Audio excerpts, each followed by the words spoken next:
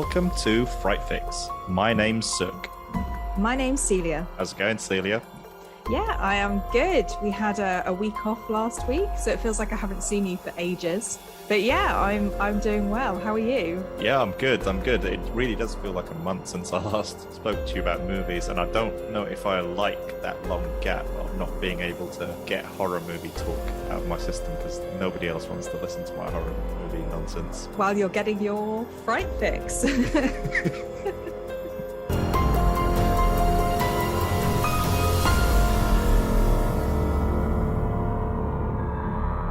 So this week, we'll be reviewing the 2019 horror movie Midsommar, starring Florence Pugh and directed by Ari Aster. Find your Fright Fix anywhere you listen to podcasts and follow us on social media at Fright Fix Podcast. Now, before we continue, I have to give you the obligatory spoiler warning. So if you've not watched Midsommar, just pause this, go to Netflix, watch it, then come back. So quick rundown of the film. After Dani, who's played by Florence Pugh, loses her family, she joins her boyfriend Christian and his friends as they visit Sweden to attend a midsummer festival hosted by a commune. What begins as a carefree summer holiday in a land of eternal sunlight takes a sinister turn when the villagers invite their guests to partake in festivities that render the paradise increasingly disturbing. Dani becomes the May Queen, while Christian and the rest of their group meet gruesome deaths at the hands of their hosts. Ooh. When you said that description, it made it sound like a totally different movie for a second. I was like, I want to watch this movie. It was really hard to write this one for some reason because it was like, I don't know how to explain this film. Like, it sounds like it's a really nice film and that there's like a few murders, but I don't know how to make it clear that it's not.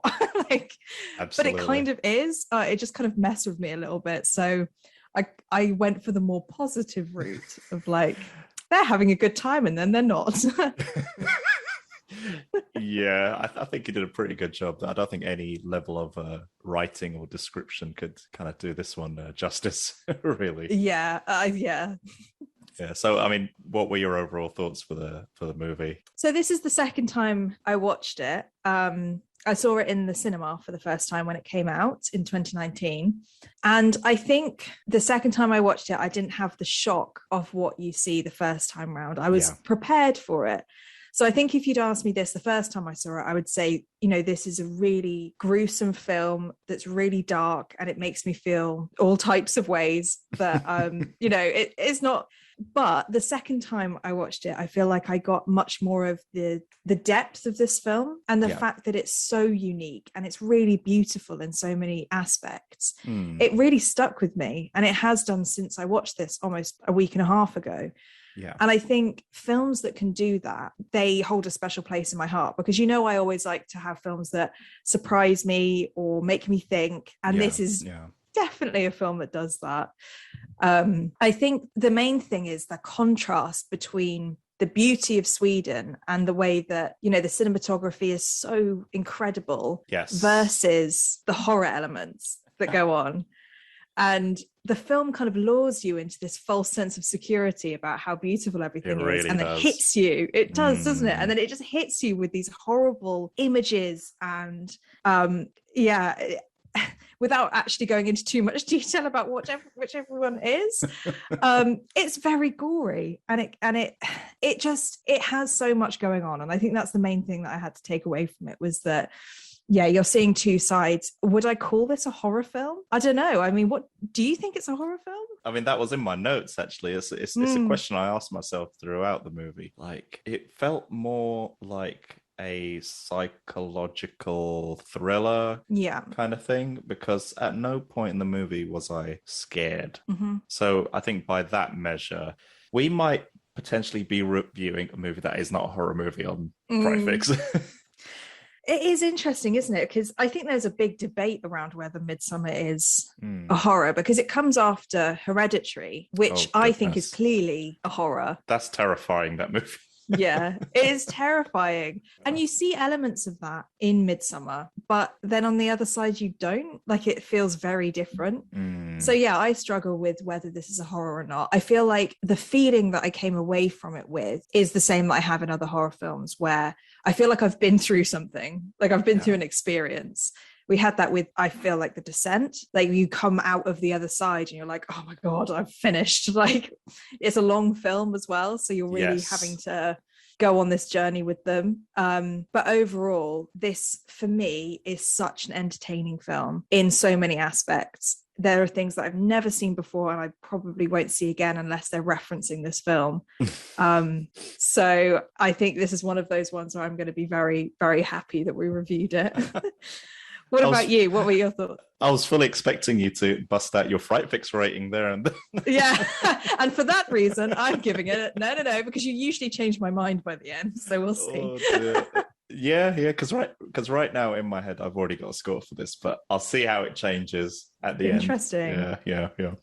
So yeah, I thought it was a great character piece. I thought the acting, the reacting is top notch. We were with the characters all the way through this, right up in their faces. So we kind of got like every emotion was as clear as day. And the film was obviously shot during the daytime, most of it at least. Yeah. And as you mentioned, I absolutely adored the visuals and, especially considering it's a horror movie that's set during daylight, which in itself is like a rarity. And it was set in like beautiful nature. And for a movie that was probably filmed in like a field, the scope of the movie seemed vast and the film felt larger than it probably was. And I think the cinematography has a large part to play in that. It's just everything felt really clean and it almost looked like there was an Instagram filter over the movie. Yeah. And I really appreciated that. I thought it was really cool. And as you mentioned, you clearly enjoyed the visuals as well. So I think absolutely. That in itself is an achievement. And but despite most of the movie being shot in daylight, the themes of the movie or just the content of the movie is dark as hell, I think. Oh yeah. And like, the murder suicide at the beginning, which was pretty shocking and creepy, and horrifically shot. I mean, I don't mean that as in it was like shot very badly, but it's just it was just masterfully crafted. And like even the murders at the festival and the graphic violence with the heads being bashed in, which were as you mentioned, the film is very gory. I just felt like in the hands of a less competent director, this could have been really bad. But Ari Aster, I mean, he did a brilliant job with this movie. And I think watching Hereditary and Midsommar back to back a couple of years ago, whenever they came out, I mean, he is one of my favorite new directors. And I'm so unique. Yeah, I'll be watching his career very closely. But I heard his next movie isn't a horror movie, so I'm a bit disappointed with that. But he's kind of phased it out. He's gone Hereditary, which was like horror, Midsommar, which was maybe a horror, and then he's kind of phased himself out. I completely agree with what you were saying about how the way that it's shot in the daytime kind of disarms you a little bit. Yes. And I don't know about you, but I kind of still want to visit in a weird, sick and twisted way. Like I still kind of want to go. Not take me with you. Not Sweden in general, but to this like village, this commune. Because even though it's so gory, and like you said, they bash these heads in, it's almost beautiful because of the life cycle that they talk about. And it kind of makes sense why they're doing it. Yeah. Obviously, the ending where they burn everybody I don't think that's entirely justified. No. But that first scene of death in the commune when the two old people come to the end of their lives and they commit suicide, like, the way that it's explained is quite beautiful. And I think that's what this film does. It kind of toys with your emotions and it doesn't say, okay, they're the bad guys versus the Americans who are the good guys. There's a kind of cultural thing that's blurred the lines. Yes. It's kind of a voyeuristic almost in a weird kind of way. Like it's kind of, I mean, this could have very easily been a documentary style movie. We could have been just taking some guys, to this kind of a once in a lifetime pagan ritual that happens, and then and I also completely agree with what you're saying about how if Ari the director had shot this slightly differently, it could be a bit distasteful and cheesy, with some of the goriness of it. It could have almost been a slasher in some respects, but he really didn't do it that way. I think he did it absolute justice. But if you put this in writing and you said, this is the film I'm proposing, there's going to be graphic scenes of violence. They're going to come out of nowhere. You know, when someone jumps off a cliff, you see them hitting the ground. Like, it's very in your face. Maybe people would say, this doesn't sound like it's the right film. You're trying to do too much. But for some reason, it works. No, absolutely. And I think because with Hereditary, you kind of get a little taste of that kind of shock violence, a kind of cruel shock. I think maybe the team, I think it's Studio A24, I think, that produced this one, or at least distributed this one. I think they probably knew what they were expecting with Ari. Yeah, they had it. So what did you think of the acting and casting choices? This is where I'm very interested in hearing what you have to say, but my thoughts. I liked. I thought Christian was the most interesting character, and like you, this is my second time watching it. So the first time I'd watched it was closer to the time it was released, but I watched it at home. I didn't go to the cinema to watch this, but I wish I did go to the cinema to watch this. But he's very. I found him very interesting, and I kind of watched him a bit more closely this time around, because the first time I watched the movie I just found him an incredibly frustrating character, but this time I kind of paid a little bit more attention to him. And it's just the little things, like right at the beginning of the movie, you know, when he hesitates to say I love you, you know, that kind of, he's very distant, and just that kind of frustration about why is he still with her, and how he plays that kind of reluctant boyfriend character. I thought he did a really good job. It's like it's like I've met people like that are just on the fence, and they just don't have the guts to make a decision. I think the scene when his mates are telling him, you know, just dump her if you want to dump her, or stay with her if you want to stay with her, and you know, like that just felt too real. I feel like I've sat there in that booth with people had like that conversation. Yes. And despite asking for your advice and stuff, they still go and do the opposite, and it's like, why are you talking to me about this? Like, and the scene where he fakes about going on holiday, and when Danny's like, oh, you're going to Sweden, and he's just like, I don't know. It's so awkward. I've seen that situation play out in real life, and just the awkwardness is real. And when he's called out on it, and you know, Danny questions him like, Sweden, and the way he says sorry, he says it more like a question, like sorry, like. And it's like, he's so frustrating. It's like you can tell in this movie, like he's just checked out of that relationship, and but he also, as the movie progresses, he makes, even though Danny is kind of calling him out on this, and you know, his kind of him being checked out, you know, he makes it sound like she's the lunatic, so he's you know, he's low-key gaslighting Danny. Very manipulative. And I bet there were so many people that watched this movie that could totally relate to that character, and probably thought, oh crap, that's me. Is that what I'm like? Is that what I'm really like? And I would be surprised if they were like partners, maybe like ladies or girls or whatever, like, were like, wait a minute, my boyfriend does that to me. And there's a meme about this film, which is like two people watching a film, and one of them looks really shocked and the other one looks really happy, and it's like the person who's shocked is connecting with Christian and like realizing that they're doing this, and then the other person who's really happy is like, haha, vindication, like this is why have I not seen this meme? I'll have to send it to you, but it's like literally having these two, because it's so real, and like you're so right, people would connect to it straight away and kind of see themselves. I did not know about this meme, but absolutely, and no, definitely do send that to me. And also the other bit where he springs it on his friends, Danny's coming.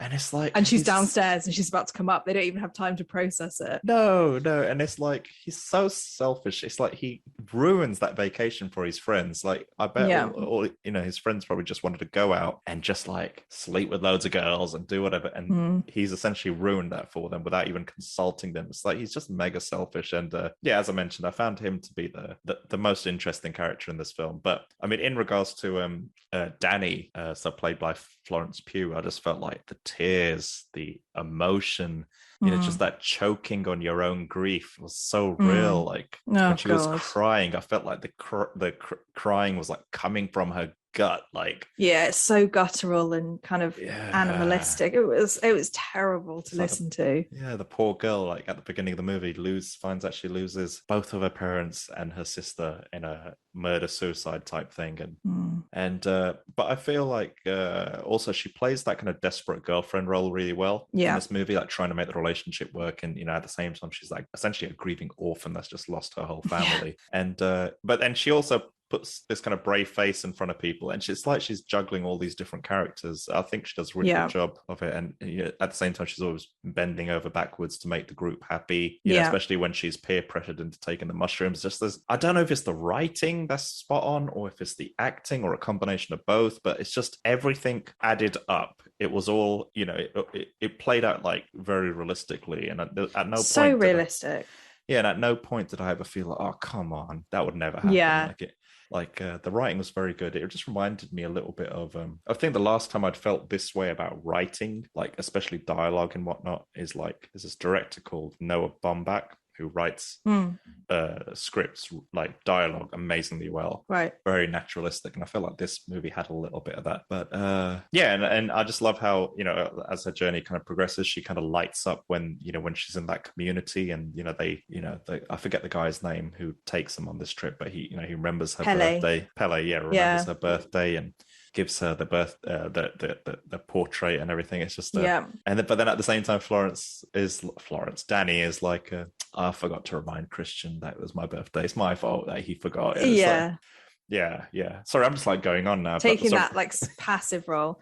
No, I completely agree with everything you're saying. I don't think I've ever seen a film that gets relationships quite so well. Like you said, I can imagine every single one of these conversations, not even just the romantic relationships, but the relationship between the friends. I can imagine all of these conversations really taking place. And exactly like you said, there was no time where I thought, even putting yourself in that situation, I would have done anything differently in terms of like, I found it, I think the first time I noticed it properly was when Danny and Christian go home after that awkward conversation about Sweden, and they have that argument in her apartment.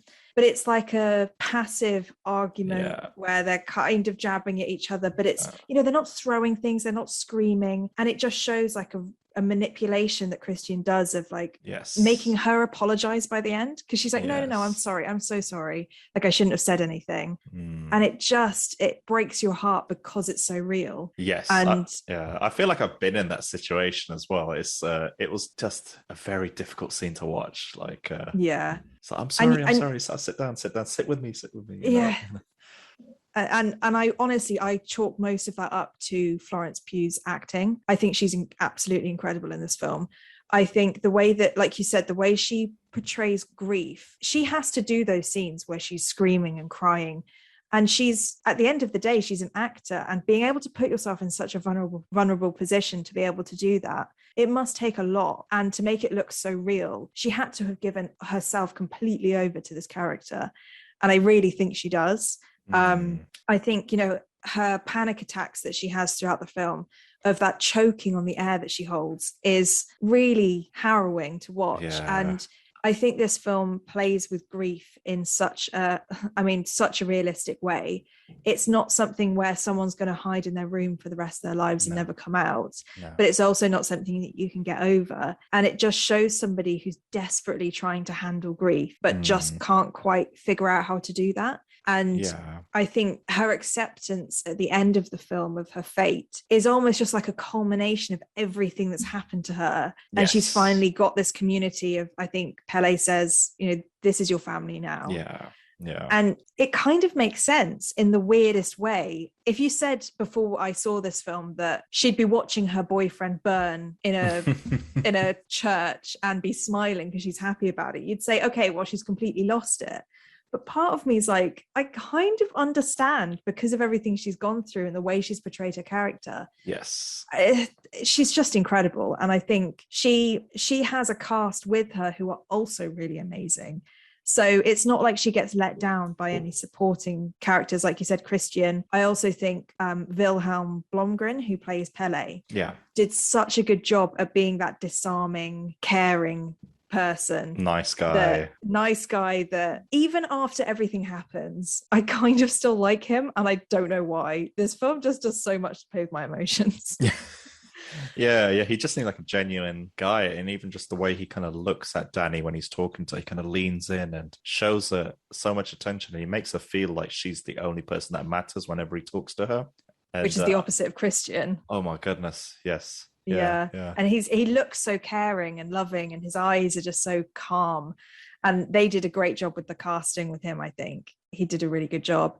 So yeah, I think this is probably my favorite cast so far of the films that we've seen, just because I can't really fault any of them for the job that they did, because they really were amazing. I kept thinking Christian was Chris Pratt sometimes. He looks so much like Chris Pratt, like a young Chris Pratt. It's just my brain couldn't quite divide them into two separate people for some weird reason. So I thought it was because I didn't realize he was ginger for ages. And then I saw him in the light and I was like, who's that? Like, why is she talking to this ginger guy like it's Christian? I was like, oh, it is him. He just didn't have brown hair like I thought he did the whole time. Oh, I was really put off. I think it's because it was the only scenes I'd seen him in were like inside, so it was all dark. And then there was a scene where they were stood outside, and I was like, oh, there's a different person there. And then he turned around, and I was like, ah, right, okay. I thought Will Poulter, he was really good. He's like a master at playing these kind of petulant, bratty, kind of comic relief characters. No, absolutely, he was the comic relief in this one. But and like when he urinates on the ancestral tree, on the ancestors, oh my god. And I felt the embarrassment that I would have felt in that situation, where you do something that's kind of harmless in your eyes, but it's probably the worst thing he could have done. It's like this is like a holy relic to the commune, and understandably the commune, the community gets mad, but it's like rather than apologize, he just doubles down and defends his need to pee. And it's like, it's just a tree, it's just a tree, I need to pee, and I think that's like a problem that's quite that kind of sums up Western culture quite significantly, I think, because they kind of like there's this kind of writing off of cultures and traditions that maybe someone in the West might not be exposed to as much. And in my head, I don't want to insult anyone, but I just felt like he represented America, that is such a good point, because then you've also got Christian, and I can't remember the other guy's name, who are kind of using this commune to, for their PhD. And it's like, they don't have much respect for them. They just want to be the best and learn the most. And like, they're kind of using them for their own gain in certain ways. And obviously that's how, I can't remember his name, he came to his death because he tried to read the holy... Is that Josh? Scroll. Josh, yeah. He tried to read the scrolls when they told him he couldn't, and that's how he ultimately died. So that's a really good point, like both of them, because both characters end up dying because of their lack of sensitivity towards the culture in the end. Yeah, absolutely. So I'm eager to hear some of your favorite scenes, or if you just had one favorite scene in I had too many. I had so many. Brilliant. I couldn't decide, so I've picked a few. Don't hold back. We'll see how and they are just random, kind of as I was thinking about them, rather than chronological. But there were so many elements of this film that, like I said at the beginning, were so unique and something that I just found so interesting. And I think the one that sticks out the most for me is the group's shroom experiences, like when they start tripping at the beginning. So at the beginning, and then later in the Midsummer Festival when they drink that tea. And I think it's this because they kind of have the same experience as they did at the beginning, where they start hallucinating. And there was something so amazing about the stillness and the lack of sound that happened when they first started hallucinating before they got to the commune. You could hear their breathing, and then the trees were kind of pulsing around them, and the ground wasn't solid. And they kind of, in an amazing way, made this film feel like you were inside someone's head. And I think that's so hard to do, to think of something so hard to make into reality, into something tangible that you can then create in. And I just found it so interesting the way they did it. And then, when they drink the tea later, when Danny has the flower crown on, some of the flowers are kind of pulsing in and out. And it's almost like the world is breathing with her. She gets kind of, her hands and her feet get covered in grass, but it's so subtle that it's like it's always been there. And I just love that it isn't in your face like, oh, they're having a bad trip and everything's going crazy and oh my god. It feels so realistic to what the brain would experience. And I also loved that they put a kind of, I don't know if it would be an Easter egg if you noticed it, when Dani is being carried, when she's the May Queen on that plank of wood and she's kind of like walking or being walked. In the background, one of the trees looks like a face. I didn't notice that. No, I didn't pick up on that. So I went back and I watched it, and it's the face of her sister when she has the tube in her mouth when she kills herself. Oh. Yeah, it's like, I don't know how to explain it. It's like superimposed on the trees in the background so that it blends in. But then if you see it, it like pops out. So I just thought that was really incredible because, you know, she has a few of these like flashbacks to what her sister would have looked like. Yeah. And this one is so subtle. It's in the background. It's like reminding the audience that that's still there. I need to check that out again. Yeah. I know the exact scene you're talking about. Yeah. It's just really interesting. I love that. I love that whole scene. And I think with the whole May Queen scene as well, I really loved the dancing around the maypole element to it. Seeing Dani's emotions change, seeing her really enjoying herself for the first time in the film, it feels and because I loved her so much as a character, I wanted her to be happy. So it made me really enjoy that because she's laughing and she's running and she's having a really good time. And it almost felt like it was my favorite part of the film just because she got a bit of relief rather than that it was deep and meaningful. Yeah, it was like her getting a little bit of, I don't know if freedom's the right word, but she's kind of finding herself a little bit more and not doing stuff for other people and putting other people first. She's kind of putting herself first. And I suppose that culminates to her coming first place. She goes first place and becomes the May Queen. Yeah, absolutely. I really like that. I also really liked the second time I watched this film. This is a completely different scene, but when we first get to the commune and they have that ceremony where the two older people come and stand by the dinner table, and then when they sit down, everybody else sits down. There's this whole ritual around these two people. When they eat, you eat. When they stand up, you stand up. And so the first time I saw this, I was like, oh, these are the cult leaders. Like, this is their cult. And I was trying to just figure out like who they were and what the story was. But because the second time I watched it, I knew that they weren't cult leaders. They were having their last meal. Last supper, yeah. Last supper. It changed that scene for me completely. It made it really sad and really harrowing because I know that they look at each other and they take one last sip, and you know that's their last sip of any drink ever. And they're kind of together in that feeling. And whether or not they were scared, you don't really know, but there must have been some sort of apprehension there. And I think that scene is just really hard hitting when you know what's about to happen and you know that it's their choice in a way, in terms of like, it doesn't come spring upon them. They know it's about to happen. Yeah, with that scene, I tried to find meaning in something that might not exist actually, because at first you get this one point where you have a bird's eye view of the table. And it's this weird kind of double helix type design. It looks like a kind of a zigzaggy table. Yeah. And at first I thought maybe it's like you got the eldest people on one side of the table and everyone's sat in age order. And I thought, because I swear that's what I thought I saw. And I thought maybe that's the order that they're all going to kill themselves in. But when it cut to a couple of shots later on down the line, you realize they're all in a mixed order, so that kind of shot that out of the window.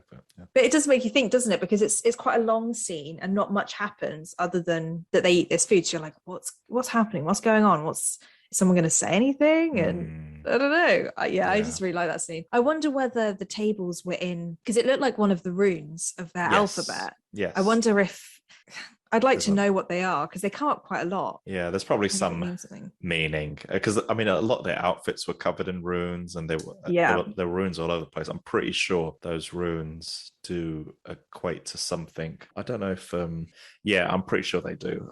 There's probably some YouTuber out there that's done a deep dive into all that. Yeah, because there is a shot where one of the elders is showing Josh their version of the Bible, and he says the symbols go from most holy to most unholy or something. Yes. So I wonder if you paused it and like looked at all of the symbols, you could see like how good the symbols were, I suppose. That's all I can think. I don't know what they'd actually say, but yeah. So the last thing that I really liked about this film, which was quite sadistic of me, I have to admit, was right at the end when there are two volunteers from the commune who decide to be sacrifices, and they get put into the church.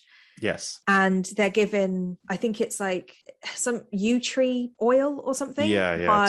To lessen their pain or something. Yeah, to numb their pain as they're about to be burnt.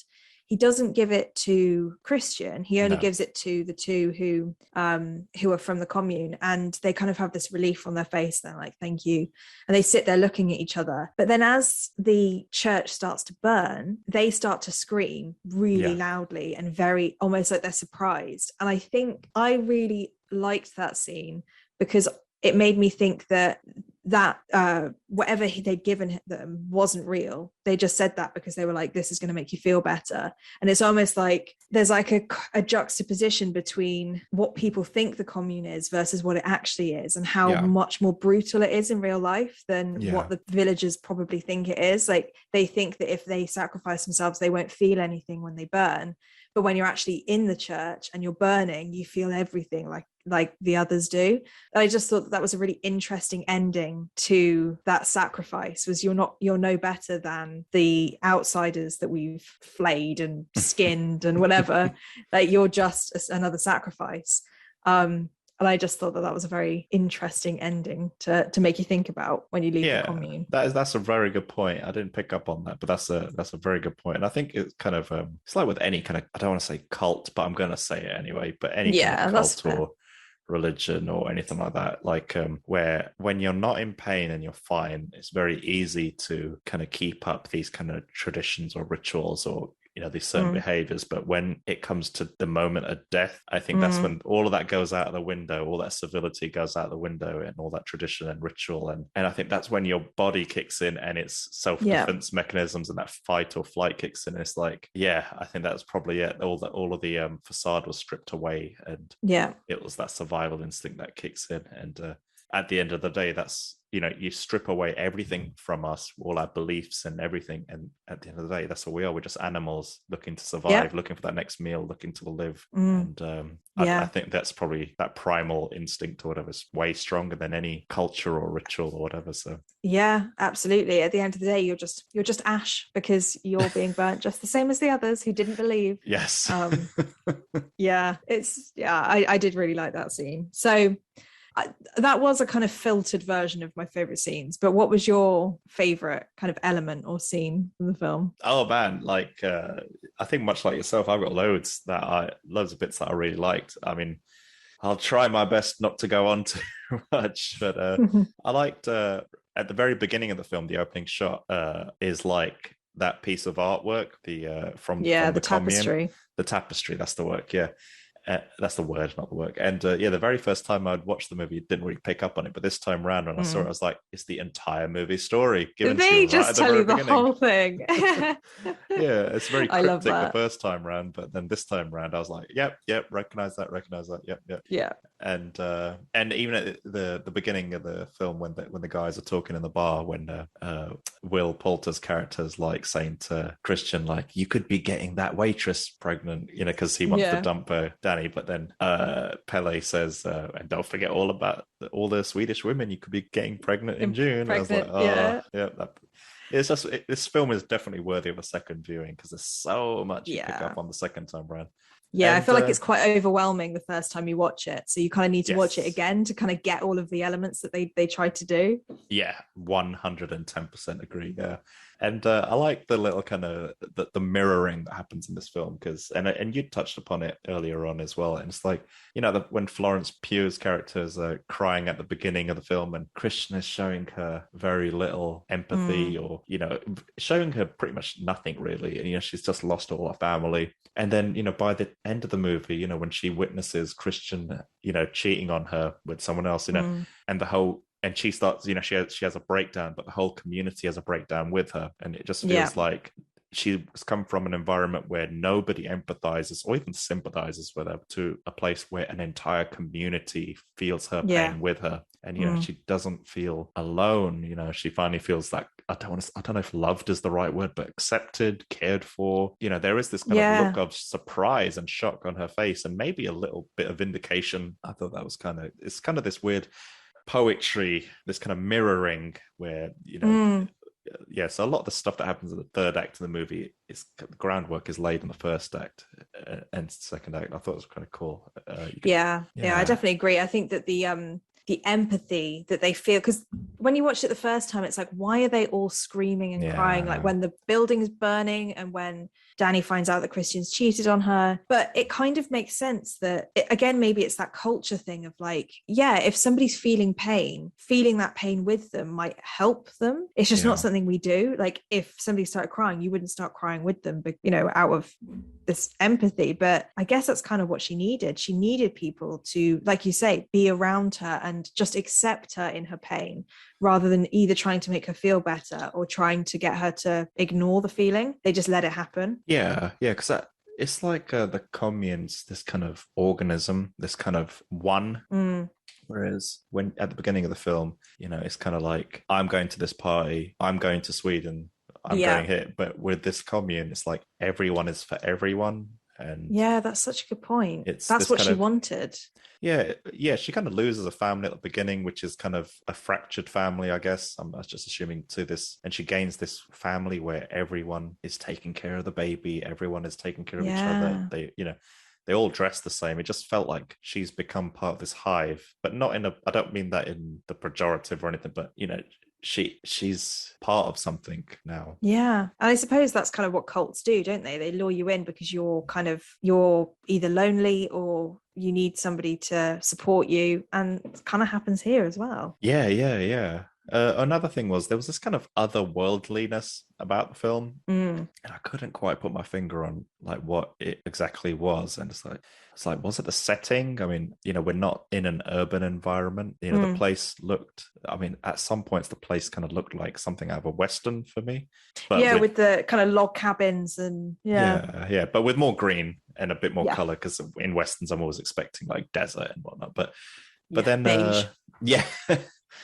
And nobody other than our kind of lead characters wears modern clothes. Everyone's kind of wearing these simple frocks or shirts and trousers, like all white. The light was kind of overexposed and the image was kind of like faded. As I mentioned earlier, the movie looked like it had like this kind of Instagram filter over it. And I was thinking, was it the folk music that kind of played throughout the movie? Was it the ritualistic dancing throughout? But it's just something about it just felt like it was almost like on a different planet, like a different civilization. So, I mean, I'm sure these kind of like pagan cultures existed for thousands of years prior to, how modern culture is now. It just taken back to this kind of primitive kind of state. It kind of just felt like it was a science fiction movie, almost like a different planet we'd landed on. It's like what you would want Earth to be, but it's just not. Like you'd want everybody to, without the goriness, but you want it to be really green. The sun never goes down. Everybody loves each other. They all live off the land. No, exactly that. The other thing that kind of freaked me out a little bit, and as you mentioned, like probably a bit sadistic or sadomasochistic of me or whatever, but the whole love potion thing freaked me out a little bit. And I remember finding it really weird the first time I'd watched it, but I kind of respected that the filmmakers had like the balls to put it in this movie. So that's like showing that so is it Maya who wants to fall in love with Christian? she puts her pubes in his pie and then puts a bit of her period blood in his milkshake or whatever he was drinking, because his drink's a bit redder than the rest of them. And it's so gross, isn't it? Like you see it on the table, you're like, oh god. Because they show like a tapestry of it, or maybe like a painting of it beforehand, and then they lead into this, and I was like, they actually did it. It was just as shocking the first time I watched it. And when Christian picks out the pube from his pie, and he's like, I think this is a pubic hair, and it's like, it was, and the girl's just like staring at him across the thing, like, oh god, it's so gross. And I'm just glad that the filmmakers had the guts to do something like that. And I in a weird, twisted way, I did appreciate that they kind of went all out with it. Yeah. I thought if there was one favorite scene I had in the entire movie, it was probably the scene when the elders jump off of that cliff to their death. I just felt like the whole sequence was on another level, like just the build up, the tension. Like I felt like it was like a masterclass in like film, sound, and acting. And but I love after that how the British guy is freaking out. He's like, oh my gosh, he died. What's going on? And someone from the village is trying to calm him down, and she kind of breaks it down that this is a tradition in our village, and this is an honor for them. They wanted to, they gave their life willingly. I just loved how there was just a frankness about her, and just like still a kindness, and this motherliness, and she's trying to explain such a brutal event, but no one's having it. And I thought that's my favorite scene. And something I wanted to mention about Christian's character earlier on, but I totally forgot, was when Christian goes to Josh and says, I want to do my thesis about this place too. And Josh gets up and says like a line, which I think sums up Christian's character perfectly. And he calls Christian like leechy, lazy, sad, and unethical. And I didn't felt catch that. When he's like telling him he's got the audacity to, copy his project. And I was like, that's it. Those are the 4 words that sum up Christian. That's him throughout the whole film. That is him in a nutshell. Josh calls him out. I love that. And sorry, I'll finish it in a minute. I'll just keep going on now. But when Danny is given the whole speech about family, and Pele's like, do you feel held by him when he's referring to Christian? Does he feel like home to you? And then we get this hard cut to the head of one of the elders, bashed in elders, and they're just being led. You track them over to like a pyre or like a fire where they're being cremated. And I just thought that was hilarious. I mean, it's really dark humor, but just something so emotional, and then you just cut to a bashed in head. And I don't know if it was like intentional, but it was hilarious, that cut. I don't know if I'd say it was hilarious. I definitely agree, though, that scene was so weird in the way that it's done, because you're right.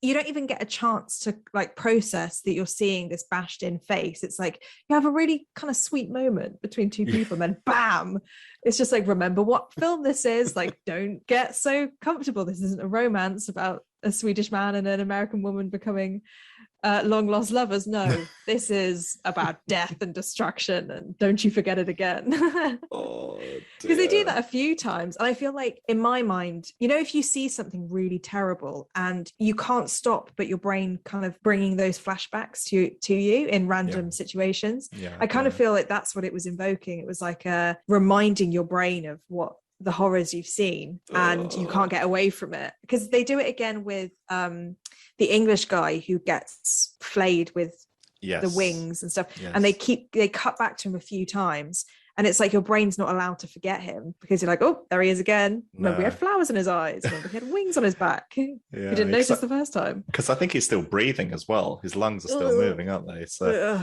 it's terrible. I mean, some of I think Josh's death was really harrowing as well, because the noises he makes when he gets hit on the head. Oh my gosh, he's still flinching as well, isn't he? So and then he gets dragged off screen, and you just see this smear of blood on the floor. Blood. Ooh. It's this kind of twisted. The visuals with the violence, they're really twisted, because I think they're meant to be fairly sincere in terms of being brutal, but I can't help feeling that there's this weird black comedy or dark comedy going on, and I don't know why I found some of them amusing. And I feel like it's so over the top that you kind of have to laugh. Like, yes, they weren't trying to be subtle at all. no, I think that's what it was, the lack of subtlety. Yeah, it is quite surprising. So was there anything that you didn't like about this film? And I'll be really interested to know that, because I'm struggling to think of anything. When I was writing my notes for this episode, this was the first time I'd prepared my notes and I had nothing in the dislike section. And it's never happened on any of the previous episodes we've done. I had nothing. But then I thought, no, I have to try to be a little bit critical about something. But genuinely, this is just nitpicking. This is absolutely nitpicking. Yeah. And I mean, this isn't really a dislike necessarily. And if I had like a bit of an out of body experience and tried to be someone else watching this film, I can totally understand if other people find this movie very pretentious and overlong. Okay, right. Yeah. And maybe a bit self-indulgent in some points. And I mean, that's just me trying to put myself in somebody else's shoes. Yeah. Yeah.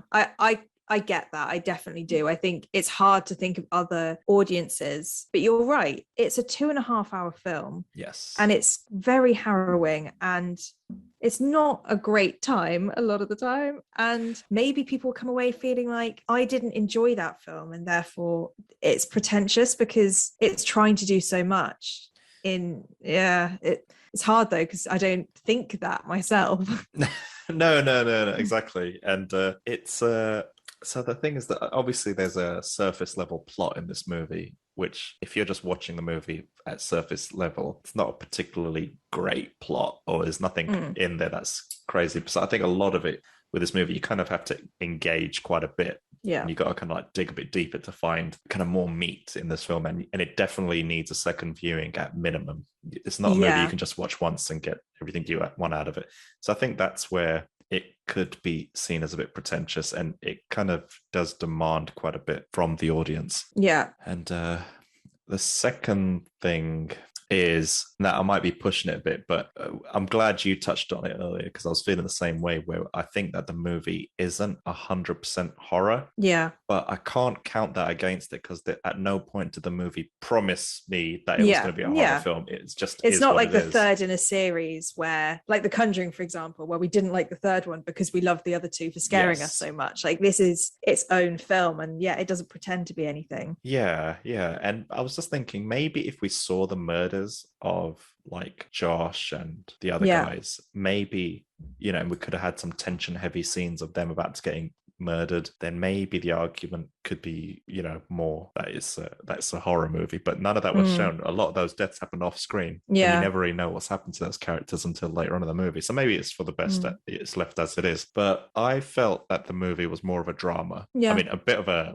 like a psychological drama. Like you said, a thriller, psychological twisted drama. Yeah, absolutely. And in a weird kind of way, it's a breakup movie. It's kind of like whatever the opposite of romantic comedy is, that's what this movie is. Yeah, it's like romantic destruction.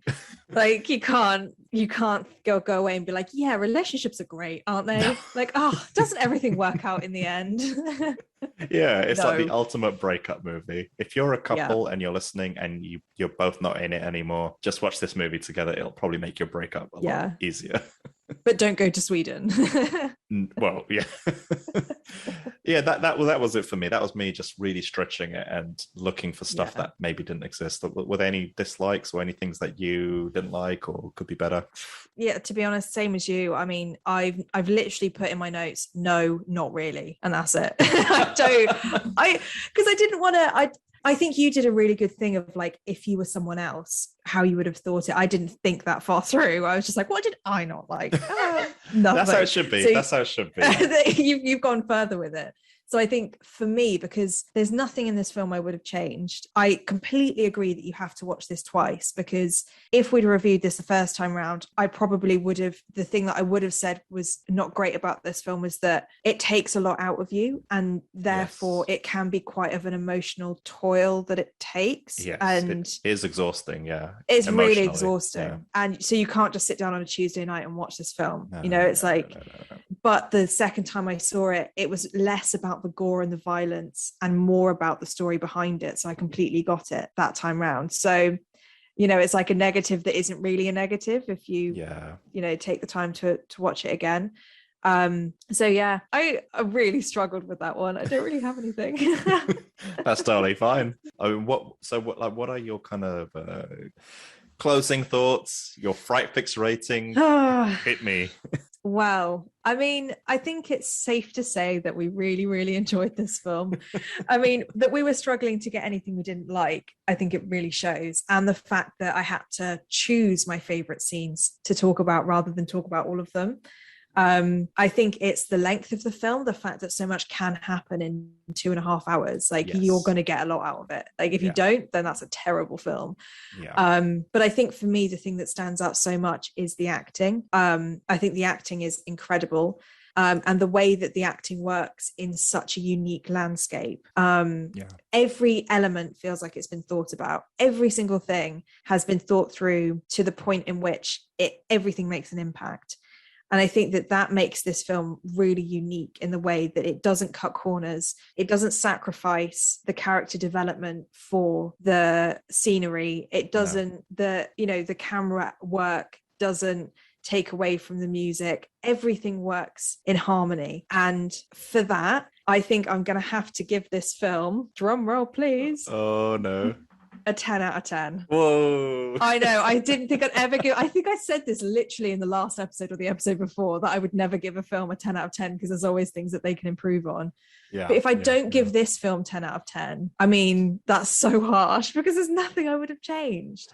I think the only thing, and this is what I've said before, is about who you are as an audience and whether you'd like it or not. Yes. It's not a film for everyone. And it doesn't mean just because I give it 10 out of 10 because it just connects with me personally with everything that I think is amazing about this film. Yes. I'm sure people will go in and say, this is a 2 out of 10. It's just not up my street. And that's fair enough. Like, that happens with every film. And I think this film is very polarizing in that aspect. So yeah, 10 out of 10. What's your rating? Wow, I don't know if I can follow that up, to be honest.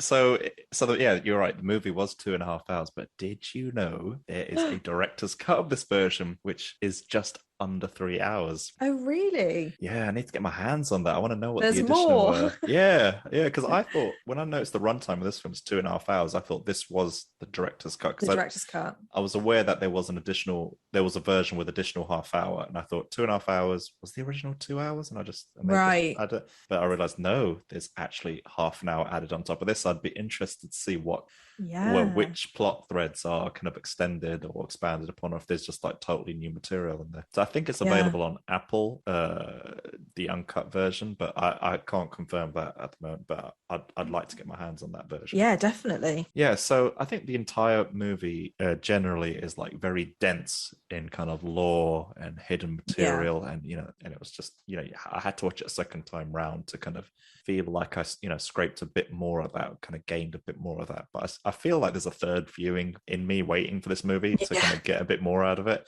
Maybe I need to kind of pause some of those moments which has like the artwork and the tapestries and whatnot, because there's a lot going on, a lot to take in. And I thought the film was just generally very well thought out, and it was just very thoughtful in general. And like throughout the movie, just generally I was hypnotized. Like I genuinely felt like I was in a trance in both viewings, especially during like the May Queen dancing sequence.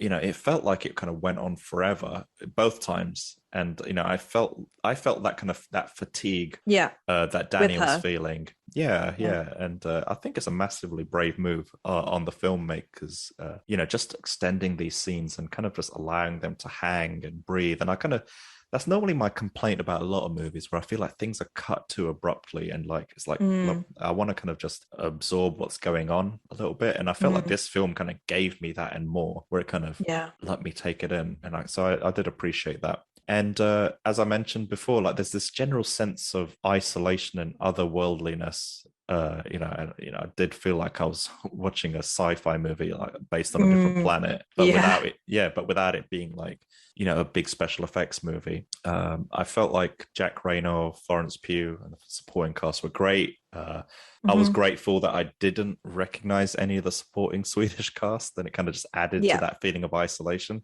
Definitely. Yeah, so this, this isn't your typical horror movie. It is more of a, it's not your typical horror movie, but I felt like the psychological torment in the film was kind of insane, on the characters and on the viewer as well. So I generally have no idea how this movie was sold to the studio, like how the concept first went down. How do you pitch this? Yeah, I would love to have been like a fly on the wall in that, but I'm glad that the studio and the filmmakers took that risk, and I'm glad that the film was approved. It's taken a lot of risks. It's very unformulaic, and I do feel like it paid off. And you'll probably be unsurprised that I also give this movie a 10 out of 10. Wow. And I feel like it's genuinely a real cinematic masterpiece. And as we both commented, we really didn't have anything on our dislike list for this movie. So it's possible to have nothing on your dislike list, but also not have very much to say that you liked about it. But we had a long list, and I felt like I had to chop some of my points off just so the podcast didn't overrun as well. So. Yeah, definitely. I mean, it's so interesting that this film has no ghosts, it has no hauntings, there's no demons. It's just people in a culture that they don't understand, and that becoming really menacing. And that's the film, but it's so horrific and gruesome, and it gets you in so many different ways that you have to give this film a 10 out of 10 for the way that it's able to do that as a horror film, but also not being a horror film. We hope you enjoyed this month's Fright Fix. Join us next month as we'll explore a new horror film. We will be posting the movie a few days before the podcast episode is released on our social media, so be sure to follow us at Fright Fix if you want to watch the film ahead of time. If you would like to send us a message or want us to cover a scary movie on an upcoming episode, please feel free to contact us on Instagram or Twitter, or email us at podcast@frightfix.com. See you next time.